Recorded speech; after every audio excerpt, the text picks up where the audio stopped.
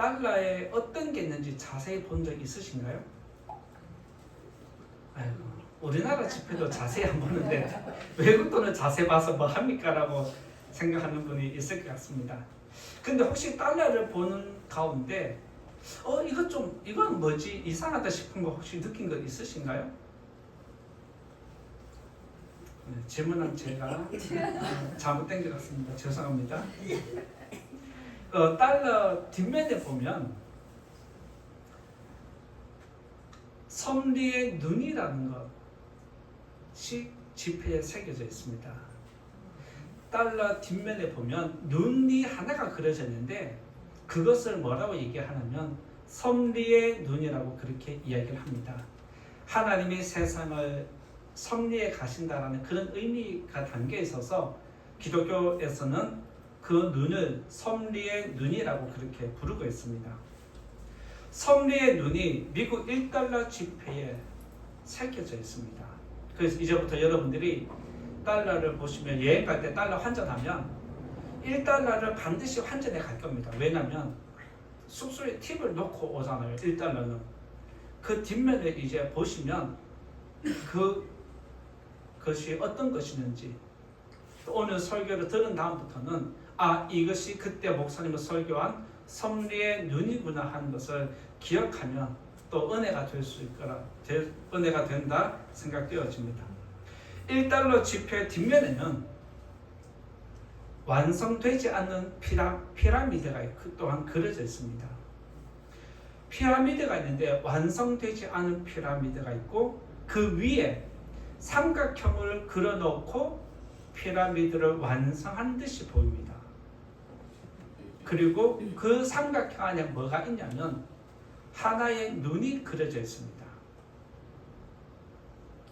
피라미드 위에 삼각형이 있고 삼각형 안에 하나의 눈이 들어간 것은 이스라엘 백성을 출애굽시킨 것처럼 미국을 영국에서 독립시킨 하나님께 영광 올려드리는 그 믿음의 고백이 거기에 담겨 있습니다.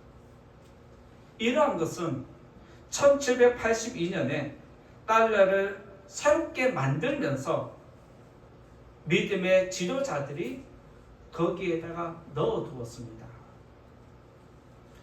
이렇게 들어간 섭리의 눈은 좀 더 우리가 쉽게 이해를 하면 하나님이 주관하는 세상의 이치를 섭리라고 그렇게 부르고 있습니다.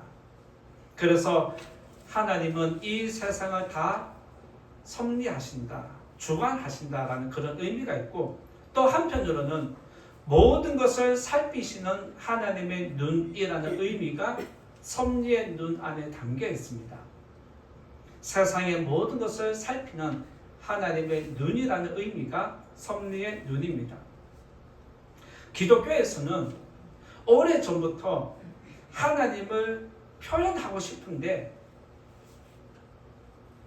이렇게 표현하면 우상이 될 것 같고 이렇게 표현하면 우상이지 아닌지 모르겠고 이런 마음들이 항상 공존해 오다 보니까 어떻게 하면 하나님이 우상이 아니면서도 하나님을 생각할 수 있는 것을 만들 수 있을까라고 생각을 해서 기독교적인 역사와 작품을 자세히 보면 한 번씩 등장하는 게 무엇이 있냐면 하나님의 하늘에서 내려온 손이 그려진 작품이 종종 있습니다. 하늘에서 내려오는 손 모양이 그려져 있거나 하늘에서 빛이 내려오는 직사하는 그런 모습이 한 번씩 작품 속에 들어가 있는 것을 보게 됩니다. 하늘에서 내려온 손은 어디에서 차용을 하냐면 다니엘서에 하나님의 손이 나타나서 메네메네 데겔 우바르신이라고 하는 그 글씨를 쓴 것이 있습니다. 그래서 이게 하나님의 형상, 하나님을 표현하는 거다 생각을 해서 하늘에서 내려온 손을 그렇게 하나님의 형상화로 그렇게 그리고 있습니다. 그리고 어떤 것은 하늘에서 직사한 빛은 다메섹에서 사울이 갈 때에 빛이 내려와서 사울을 감싸는 모습이 나타납니다. 그것을 생각해서 하나님의 빛이 이렇게 임하는구나 라고 하면서 그 빛을 통해서 하나님을 표현하고자 하는 모습들이 나타났습니다. 그래서 기독교적인 작품을 어디를 한 번씩 보게 되면 하나님의 손이 그려져 있고 하늘에서 내려온 빛이 그려져 있는데 그것은 사람들이 하나님을 표현하고 싶은 욕구가 그렇게 나타난 것이다라고 보시면 됩니다. 잘 아시겠지만 하나님을 본 사람은 없지만 하나님의 존재를 어떻게든지 표현하고 싶은 것이 사람의 욕구였습니다. 예수님은 이 땅에 사람의 몸으로 오셨으니까 여러분들이 대충 잘 아시죠? 예수님 그림 한 번씩 이미지로 본 거 있으시죠? 근데 그게 예수님은 아니에요.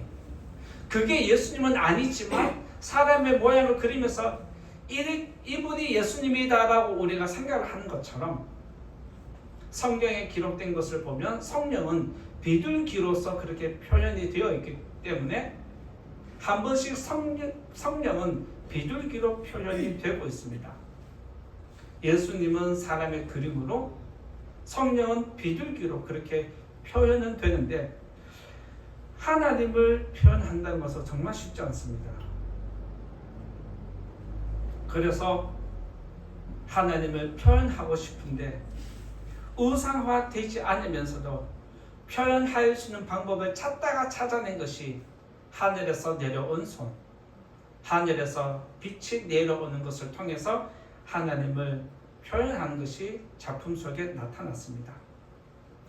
이처럼 하나님을 우상화하지 않으면서도 하나님의 형상과 이미지, 그 능력, 그 존재를 어떻게든지 상징을 나타내고 싶은 것이 바로 미국 화폐에 들어가 있는 삼각형, 그리고 그 안에 들어가 있는 하나의 눈입니다. 삼각형이 하나님과 무슨 상관이 있냐라고 생각하시지만 지폐의 삼각형을 그려 넣을 때 믿음의 선조들은 이 삼각형은 삼위일체의 하나님이다라고 그렇게 믿는 마음으로 미완성된 피라미드 위에다가 삼각형을 넣어서 피라미드를 완전한 것처럼 그렇게 보이게 만들었습니다. 그리고 그 삼각형 안에다가 하나의 눈을 그려 넣은 것은 바로 하나님의 눈이 모든 것을 지켜본다 라는 그런 의미로서 삼각형 안에 눈을 그려 넣었습니다. 기독교의 기독교의 각종 작품들을 보면 하나님의 눈이 한 번씩 그려져 있는 것을 또 보게 됩니다. 아마 여러분들이 우리나라에서는 또 기독교 역사를 공부하지 않으면 쉽게 접할 수 없는 건 사실입니다. 그런데 여러분들이 이제 유럽에 나가면 중세 시대를 거쳐오면서 이제 박물관에 가보면 그 작품들 속에 하나님의 눈이 그려져 있는 것들이 의외로 종종 등장하는 것을 보게 됩니다. 그것은 바로 하나님이 지켜보신다라는 그런 의미로 하나의 눈을 그려 넣었다 생각하시면 되겠습니다. 그러면서 동시에 달러의 모든 뒷면에는 하나의 문장을 새겨 넣었습니다. 혹시 달러 보면서 무슨 글씨야 하고 본 적 있으신가요? 영어네 하고 덮어버립니까? 모든 달러, 1달러, 2달러, 5달러, 10달러, 50달러, 100달러 전부 다 모든 지폐에 뭐가 들어가 있냐면 우리는 하나님을 믿는다라는 단어가 새겨져 있습니다. 여러분들이 달러를 환전하면 돈 액수가 맞나 안 맞나 그것만 확인하시죠. 얼마 환전했는데 이만큼 달러 확인만 하지 누가 그 안에 뭐 지폐가 뭐 우리는 하나님을 믿는다 누가 이거 찾아보겠어요. 그죠? 그런데 이제는 그게 보여야 됩니다. 아시겠죠? 달러를 환전하면 뭐를 봐라? 하나님의 눈을 꼭 보시고 우리는 하나님을 믿는다는 것을 보셔서 다른 사람에게 알려주셔야 됩니다. 그렇게 알려주는 게 우리의 믿음을 고백하는 것, 우리의 믿음을 나타내는 것과 같은 의미입니다. 집회에 우리는 하나님을 믿는다 이 표현은 돈을 우상화하지 않겠다는 미국을 세운 청교도 신앙이 거기에 들어가 있습니다. 마찬가지로 하나님의 눈은 미국만 지켜보고 도와주는 것이 아닙니다.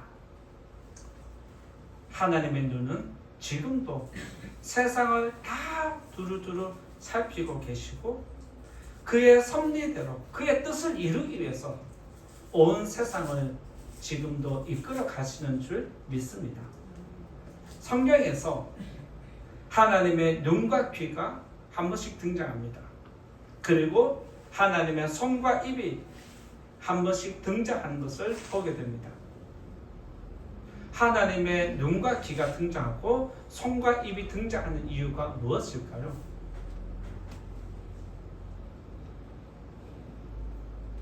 성경에 하나님의 눈과 귀, 손과 입을 등장시키는 것은 하나님은 인격적인 존재라는 것을 우리에게 알려주기 위함입니다. 부모가 갓난 아이에게 모든 관심을 쏟아붓는 것처럼 하나님도 우리에게 많은 관심을 갖고 계십니다. 자녀가 어리면 어릴수록 자녀가 태어난 지 얼마 되지 않았으면 부모의 모든 오감은 자녀에게 집중되어 있습니다. 부모의 눈은 항상 자녀를 향하고 있습니다. 부모의 귀는 항상 자녀의 소리에 반응하는 것을 보게 됩니다. 마찬가지로 하나님의 눈은 그의 백성에게 항상 향하고 있고 하나님의 귀 역시도 성도들의 기도에 반응을 하고 계십니다. 여러분들을 향한 하나님의 눈과 귀를 믿으시기 바랍니다. 하나님의 눈은 여러분들을 지금도 지켜보고 계시고 하나님의 귀는 여러분들의 기도에 귀를 기울이고 계십니다. 사는 것이 힘들 때, 괴로운 일들이 여러분들에게 일어날 때, 감당할 수 없는 일이 닥쳐올 때, 그때 하나님을 바라보시고 간절함으로 기도하는 성도님 되기를 바라면서 오늘 또 말씀 나누고자 합니다.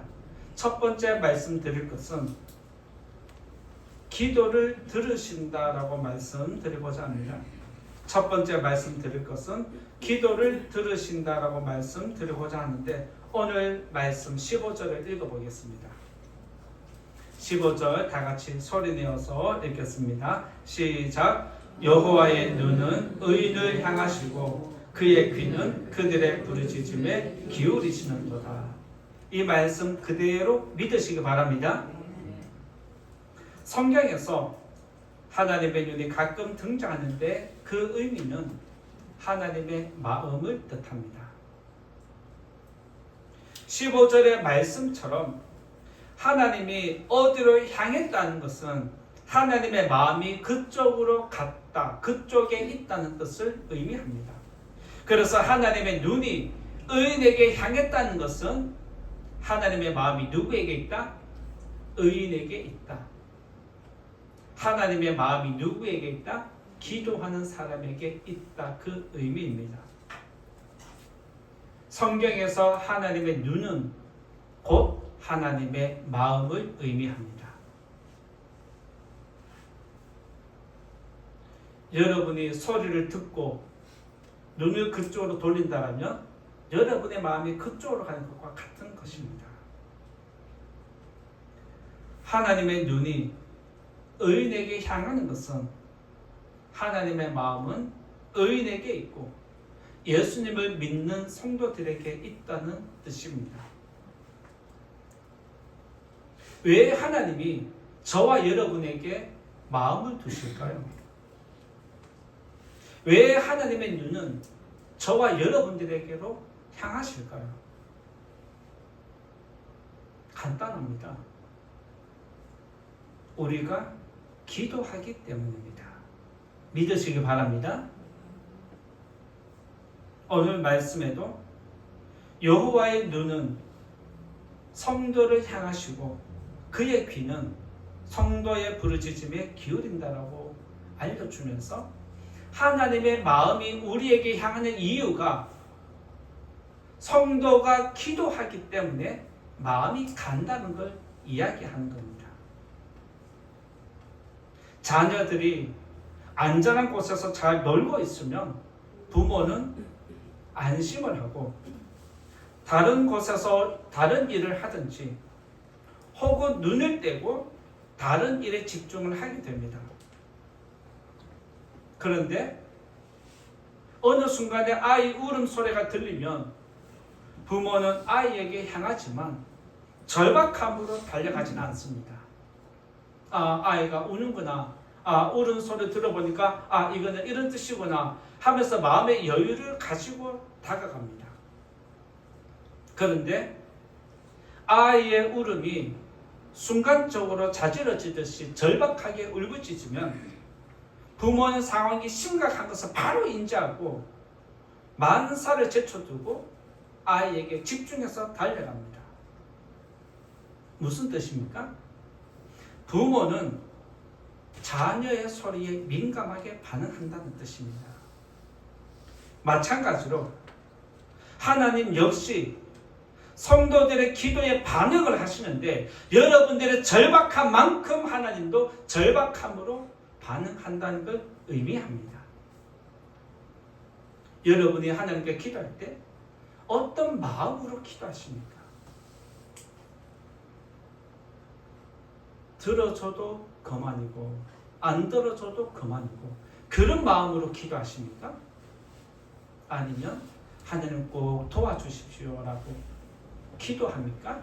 아니면 나를 죽여달라는 마음으로 작정을 하고 죽겠다는 심정으로 절박한 마음으로 기도하십니까? 여러분들의 부르짖는 소리에 여러분의 기도 소리에 따라서 하나님도 때로는 느긋하게 움직이기도 하시고 때로는 적당할 때 움직이기도 하시고 때로는 절박하게 간절하게 적극적으로 하나님이 개입해서 움직일 때가 있음을 보게 됩니다.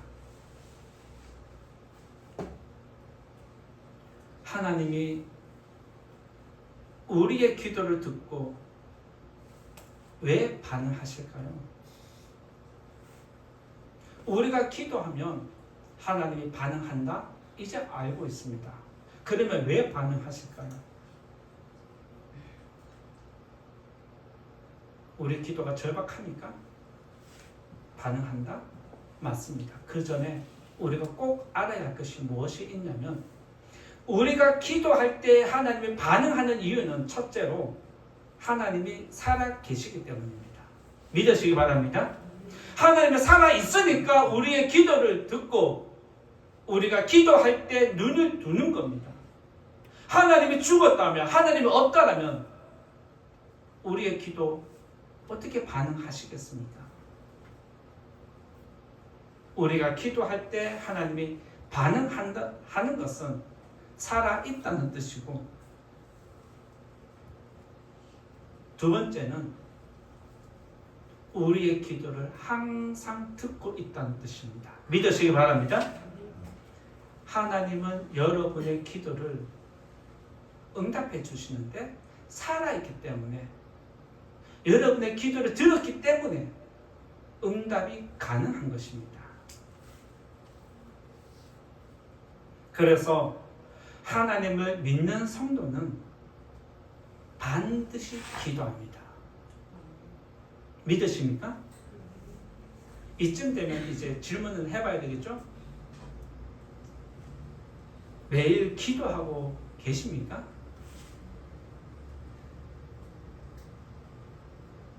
하나님은 기도하는 성도의 기도를 꼭 들어주십니다. 믿음이 있는 성도는 기도로 하나님과 소통을 합니다. 이 자리에 계신 성도님들, 다른 사람과 소통 안 해도 괜찮습니다.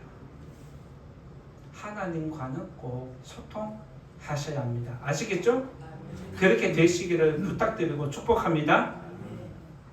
출애굽기 2장 23절에 보면 이렇게 하나님이 말씀하십니다. 출애굽기 2장 23절입니다. 이스라엘 자손은 고된 노동으로 말미암아 탄식하며 부르짖으니 그 고된 노동으로 말미암아 부르짖는 소리가 하나님께 상달된지라. 무슨 뜻입니까? 하나님의 눈은 기도하는 성도들에게 향하고 있고 성도의 기도를 반드시 듣고 응답해 주는 것을 보게 됩니다. 성경의 기록을 여러분들이 성경을 잘 이제 아시잖아요. 성경을 읽어보면 어떤 내용인지 대충 다 아시잖아요. 그 아시는 여러분들의 내용들 중에 뭐가 있냐면 하나님은 어떤 일을 행하기 전에 백성의 기도를 듣고 백성의 소리를 듣고 움직이는 것들이 의외로 많이 있습니다. 이해가 되십니까?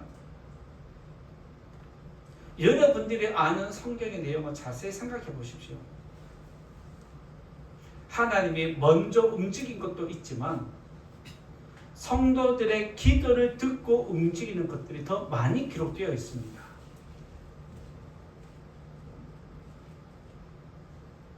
하나님은 여러분들의 기도를 듣고 움직이는 것뿐만 아니라 여러분들이 일상생활 속에서 하는 모든 말들도 다 듣고 계십니다.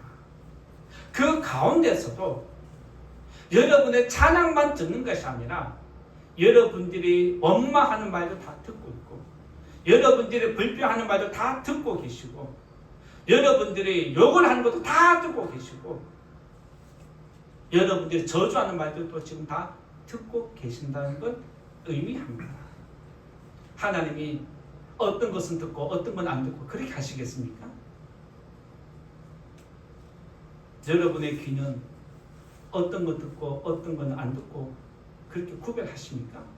그냥 귀가 있으면 저절로 다 들리는 것 아니겠습니까?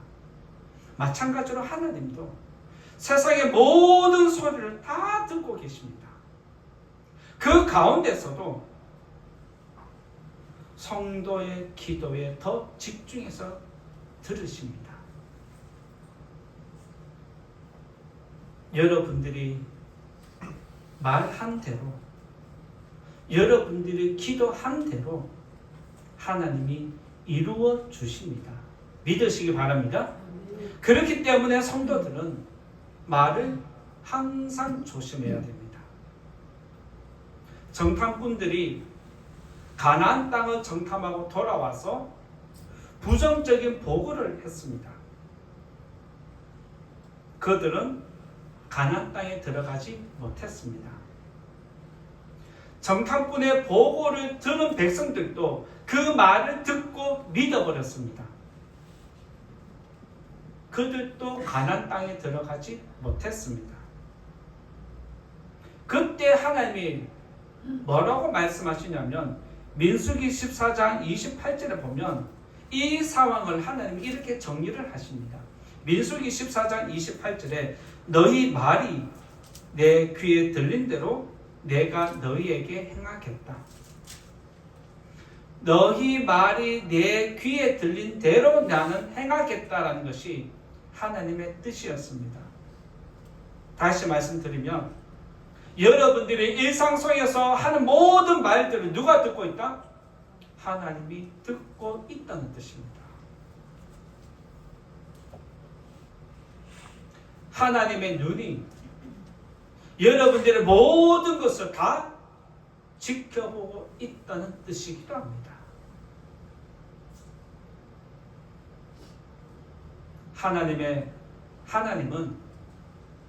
우리의 말을 듣고 우리의 기도를 듣고 기뻐하기도 하시지만 때로는 속이 상할 때도 있습니다. 하나님도 속이 상하십니다. 아시겠죠? 여러분들만 속이 상하지 않습니다. 하나님도 여러분들 때문에 속이 상하는 것 한두 번이 아닙니다. 왜요? 하나님도 인격적인 분이기 때문에 그렇습니다. 우리가 느끼는 그대로 똑같이 느끼는 게 하나님이십니다. 따라서 우리들은 내 말 하나 때문에 하나님이 속상할 수 있고, 내 말 때문에 하나님의 노가 일어날 수도 있고, 내 말 때문에 하나님이 기뻐할 수 있다는 것 믿으시기 바랍니다. 그래서 성도들 입에서는 가능하면, 가급적이면 이제부터라도 무조건 부정적인 얘기보다 할 수 있다는 얘기, 믿음으로 하겠다는 그런 얘기만 하는 것이 하나님께 기쁨이 되고 영광이 되는 것입니다. 그렇게 기도할 때 여러분들에게 말하는 그대로 이루어지는 복이 있을 줄 믿습니다. 여러분들이 복을 원하면 복을 달라고 기도하시고, 불행을 원하면 불행을 기도하시면 됩니다. 여러분들이 기도한 대로 되나 안 되나 한번 확인해 보십시오. 여러분들이 말하는 대로 되는지 안 되는지 한번 확인해 보십시오. 지금까지 여러분들이 어떤 말을 했는지 생각하면서 여러분의 삶을 지금 한번 적용해 보면 맞아 떨어집니다. 지금까지 여러분들이 없다는 이야기, 부족하다는 이야기, 원망과 불평을 일삼으면서 나는 아무것도 없다 이런 얘기 계속하면 여러분들의 삶은 진짜 없어집니다. 그런데 없는 중에도 하나님이 채워주셨습니다. 하나님이 도와주셨습니다. 이런 말을 계속해서 고백하는 사람은 하나님이 늘 순간순간 채워주십니다. 믿으시기 바랍니다. 그래서 우리는 믿음으로 말하는 것입니다. 믿음으로 말하는데 부정적인 게 어떻게 나옵니까? 믿음은 절대로 부정적인 게 나오지 않습니다. 믿음은 항상 생명이 나오는 것이 믿음의 말입니다. 하나님은 예레미야 29장 12절에서 너희가 내게 부르짖으며 내게 와서 기도하면 내가 너희들의 기도를 들을 것이요 너희가 온 마음으로 나를 구하면 나를 찾을 것이요 나를 만나리라 약속을 하셨습니다. 하나님은 기도하면 들어주겠다 약속하셨습니다. 나를 만나고자 원하면, 나를 만나고자 기도하면 내가 너희를 찾아가겠다라고 약속하셨습니다. 제가 중학교 때, 사춘기 때 어릴 때부터 믿음 생활 계속 했기 때문에 하나님은 알고 있었습니다. 그리고 어떻게 해야 되는지 알고 있습니다. 그런데 하나님이 만나질 않으니까 믿어지지가 않는 겁니다. 아는데 믿어지지 않을 때 참 괴롭습니다. 그때 제가 그런 마음을 가지고 있을 때 어떤 때에 목사님이 설교하면서 설교한 적도 있고 어떤 때 또 집회 가서 그런 이야기를 설교를 들은 적이 있습니다. 그게 뭐냐면 하나님을 만나고 싶은데 만나지 못했다면 나를 찾아와 달라고 기도를 만날 때까지 기도하면 된다라고 그렇게 이야기를 하셨습니다. 그래서 제가 사춘기 때 진짜인가? 하면서 기도했는데 기도하면서도 자꾸 이성적으로 머리가 찾아오실까 안 오실까 자꾸 이게 간음죄라는 제 모습을 발견하면서 이거는 믿음이 아니겠구나 생각하는데 그게 사람이기 때문에 저절로 생각이 나는 거예요. 믿고 싶은데 안 믿어지니까 얼마나 괴롭습니까? 그런데 하나님이 찾아와서 나를 만나면 더 이상 그런 의심은 사라집니다. 그냥 다 믿어집니다. 여러분들이 아직도 하나님을 믿고 싶은데 만나지 못했다라면 예레미야 29장 12절에서 하나님이 분명히 알려주십니다. 너희가 나를 찾으면 나를 만난다라고 약속해 주셨습니다. 믿으시기 바랍니다.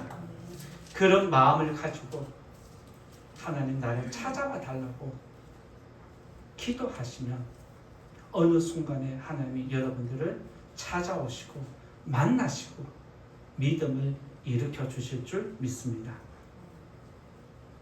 이렇게 하나님은 성도의 간절한 기도를 외면하지 않으십니다. 그리고 어떨 때는 너무 아프면 기도조차 안 나옵니다. 그냥 울음소리만 나옵니다. 그냥 울기만 합니다. 마음이 너무 괴로워서 아파서 기도가 안 나올 때 그냥 하나님 앞에 나와서 아버지 하면서 그냥 울기만 하는데도 불구하고 여러분들의 그 마음들을 여러분들의 그 작은 신음에도 응답하는 것이 하나님이십니다. 여러분들은 기도해야 하는 의무가 있습니다.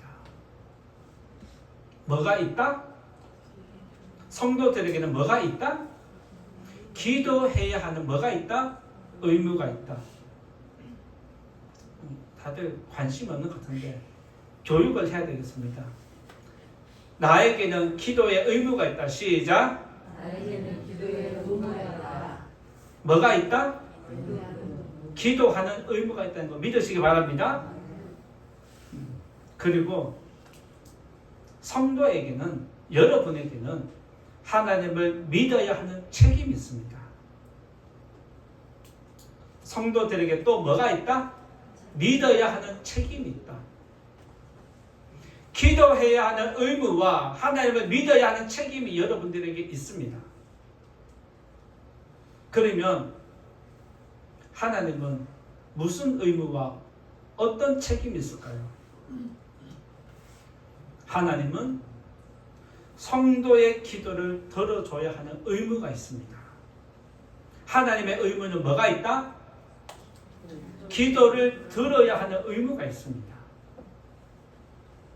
하나님은 성도의 기도를 들으면 응답해야 하는 책임이 있습니다.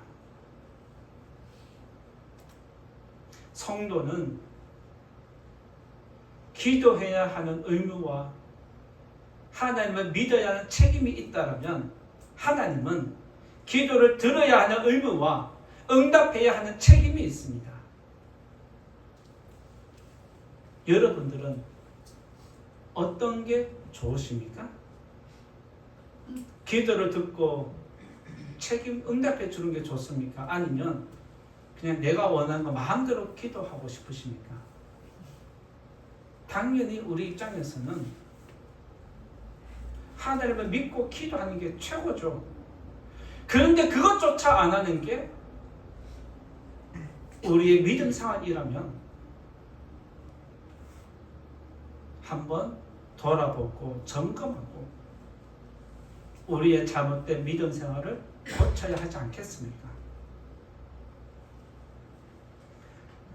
기도는 하지 않으면서 하나님의 도움만 바라는 것은 요행입니다. 분명히 꼭 기억해야 할 것은 오늘 말씀에 기록된 대로 하나님의 눈은 지금도 기도하는 성도들을 찾으십니다.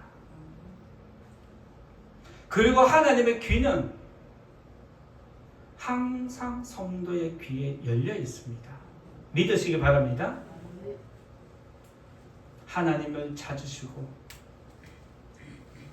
기도하는 성도들을 하나님이 꼭 만나주시고 크게 위로해 주시길 예수님 이름으로 축원드립니다. 두 번째로 말씀드리고자 하는 것은 기도는 구원이다라고 말씀드리고자 합니다. 두 번째 말씀드릴 것은 기도는 구원이다라고 말씀드리고자 합니다. 오늘 말씀 17절을 읽어보겠습니다. 17절 읽어보겠습니다. 시작. 의인이 부르짖음에 여호와께서 들으시고 그들의 모든 환난에서 건지셨도다. 하나님의 눈은 의인에게 향하는 것처럼 하나님의 귀는 성도들의 기도를 듣고 계십니다.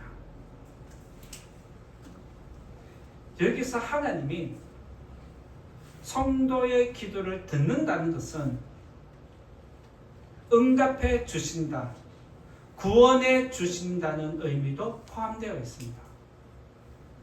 하나님이 듣기만 듣고 응답해 주지 않는다면 뭐하러 듣습니까? 들어줄 수 있는 능력이 있으니까, 들어줄 수 있으니까 듣는 것입니다. 다윗은 기도한 후에 하나님의 구원을 직접 경험한 것이 너무 많기 때문에 오늘 이 시편을 기록한 것처럼 하나님을 찬양하면서 지금 이 시편을 기록한 것입니다. 하나님의 구원은 다윗에게 한 번만 나타난 것이 아닙니다. 하나님의 구원은 다윗이 기도할 때마다 나타났고 그의 모든 신하와 백성들이 인정할 만큼 하나님의 구원을 보았습니다. 기도의 응답은 누구에게 나타나느냐? 기도하는 성도에게 나타납니다. 기도하지 않으면 하나님의 구원을 경험할 수 없다는 뜻이기도 합니다. 기도하지 않으면 하나님의 살아계심과 하나님의 능력을 경험하지 못합니다. 만약 여러분들이 하나님이 살아계시는 것과 그의 능력을 믿는다라면 반드시 기도를 해야 합니다. 왜냐하면 기도하면 응답은 반드시 나타나기 때문에 그렇습니다. 앞에서 잠깐 말씀드린 것처럼 하나님은 저와 여러분의 기도를 들으면 무슨 책임이 있다? 응답해야 하는 책임이 있습니다. 우리가 하나님을 괴롭히는 것은 계속 기도하는 겁니다. 여러분들이 응답을 받고 싶으면 계속 기도하면 되는 겁니다. 그래서 기도는 반드시 응답이 되기 때문에 기도는 구원이다 라고 말씀드리는 것입니다. 히스기야는 죽음을 앞두고 살려달라고 통곡하며 기도했을 때 이사야 38장 5절에 보면 내 기도를 들었고 내 눈물을 보았다라고 하면서 하나님의 눈과 귀가 히스기야에게 집중되었고 내 능력을 너에게 베풀겠다라고 하는 은혜가 주어졌습니다. 하나님의 은혜는 절박함으로 기도하는 백성에게 나타납니다. 이뿐 아니라 하나님의 구원은 기도하는 자에게 반드시 나타납니다. 하나님은 이스라엘 백성이 구원해 달라고 기도했을 때 모세를 보내주셨고 출애굽한 다음에 홍해에 가로막혔을 때 이스라엘 백성이 살려달라고 기도했을 때 바다를 가르셔서 길을 열어주셨습니다. 아말렉과 이스라엘 백성이 전쟁할 때 모세가 기도함으로써 하나님의 구원이 나타났고 여호수아가 가나안 땅 정복할 때에 하나님께 기도했을 때 해와 달이 멈추는 사건이 일어났습니다. 여호수아의 기도를 듣고 하나님이 해와 달을 멈추는 사건에 대해서 뭐라고 말하냐면 여호수아 10장 14절에 이렇게 기록합니다. 여호와께서 사람의 목소리를 들으신 이 같은 날은 전에도 없었고 여호와께서 사람의 목소리를 들으신 이 같은 날은 전에도 없었고 후에도 없었다라고 기록을 하면서 너희들의 기도가 하나님을 움직이고 천하를 움직일 수 있다는 것을 우리들에게 가르쳐 주셨습니다. 성도님들, 여러분들은 기도할 때 어디까지 기도해 보셨습니까? 지난주에 작은 믿음이라도 산을 바다에 던질 수 있다라고 그렇게 말씀해 드렸는데 여러분들의 믿음은 어디까지입니까? 여호수아는 해와 달아 멈추는 그 믿음을 나타냈습니다. 여러분이 원하는 기도의 제목은 무엇입니까? 말도 안 되는 기적을 경험하고 싶다면 기도하시면 됩니다. 여호수아처럼 말도 안 되지만 한번 기도해보자라고 믿음으로 기도하는 게 하나님을 움직인다는 뜻입니다. 혹시 기도하면서 이건 안 될 것 같아 라고 하면서 제외시키고 이렇게 응답해 주세요 라고 기도하는 적 있으시죠? 저도 그렇게 기도하는데, 저도 그렇게 기도해 왔는데 성도님들도 똑같지 않겠습니까? 이렇게 기도해 주면 좋겠는데 상황만 생각하고 인간적으로 생각해보면 이건 안 될 것 같아. 이건 빼고 이거는 될 것 같기도 하고 안 될 것 같은데 하나님 그러면 이걸로 해주세요. 우리가 기도하면서 하나님을 저울질합니다.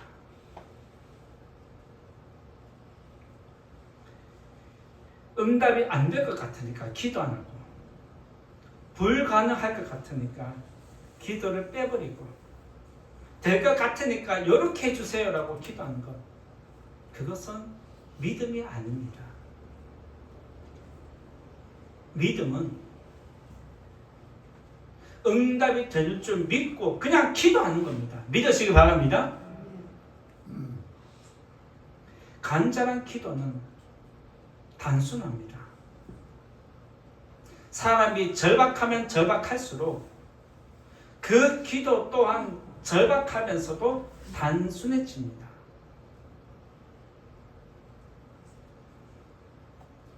제가 한번 큰 고통을 당했는데 급성 편도 선염이 와서 괴로워서 죽겠는데 다른 기도가 안 납니다. 그냥 하나님 죽여주십시오. 그냥 데려가세요. 이 고통 너무 힘드니까 데려가세요. 데려가려는 절박함, 살려달라는 그 절박함밖에 나오지 않습니다. 여러분들의 믿음이 절박하면 절박한 대로 단순한 기도만 나오게 되는 겁니다. 절박하면 기적을 베풀어서라도 나에게 응답해 달라고 기도하는 것이 여러분의 모습이 되어야 합니다. 하나님의 구원은 믿음으로 기도하는 자에게 반드시 나타납니다. 하나님은 성도들의 기도를 들으시고, 그래 내가 기도 들었으니까 한번 때가 되면 응답해 줄게 느긋하게 가만히 있는 분이 아니십니다. 하나님은 성도의 기도를 들으시면 움직이시는데 가장 좋은 길로 인도해 주십니다. 믿으시기 바랍니다. 때로는 여호수아에게 말도 안 되는 기적을 일으킨 것처럼 때로는 여러분들의 기도가 말도 안 되지만 큰 능력을 베풀어 주셔서 영광을 받으십니다. 예수님은 기도를 가르쳐 주실 때 이렇게 말씀하셨습니다. 마태복음 21장 22절을 보면 너희가 기도할 때 무엇이든지 믿고 구하는 것은 다 받으리라. 그리고 마가복음 11장 24절에서 예수님은 무엇이든지 기도하고 구하는 것은 받은 줄로 믿으라. 그리하면 너희에게 그대로 되리라 라고 예수님이 기도할 때 자세와 기도를 할 때는 믿음으로 해야 한다는 것을 알려주셨습니다. 하나님의 구원을 원하십니까? 기도하시면 됩니다. 기도가 곧 구원이라는 것을 꼭 기억하시고 여러분들의 삶 속에서 기도의 시간이 많아지기를 예수님 이름으로 부탁을 드립니다. 그리고 믿음으로 기도하는 성도님들에게 하나님의 구원이 속히 나타나기를 예수님 이름으로 축원드립니다. 이제 결론의 말씀 드리고자 합니다. 하나님의 눈은 세상을 살피지만 기도하는 성도를 찾으십니다. 하나님의 귀는 세상의 모든 소리를 다 들으시지만 그 중에서도 특별히 성도의 기도에 민감하게 반응하십니다. 하나님의 구원은 기도하는 사람에게 나타나고 하나님의 구원은 기도하는 사람이 경험할 수 있습니다.